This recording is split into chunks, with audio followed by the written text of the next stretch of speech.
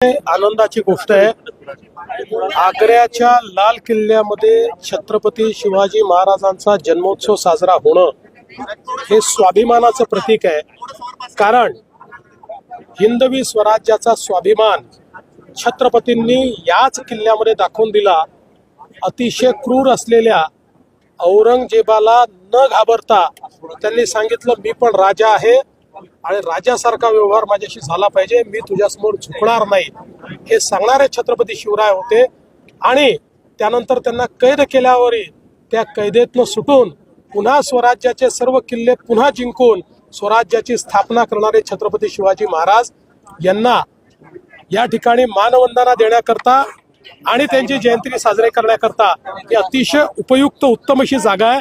मी तर श्री विनोद पाटील यांचं मनापासून अभिनंदन करेन, आभार मानेन की त्यांनी अतिशय चांगला हा उत्सव या ठिकाणी सुरू केला।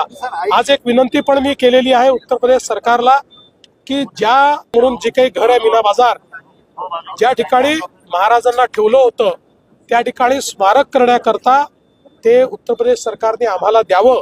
आम्ही ते एक्वायर करायला तयार आहोत। याचा पाठपुरावाही मी पुढच्या काळामध्ये करणार आहे।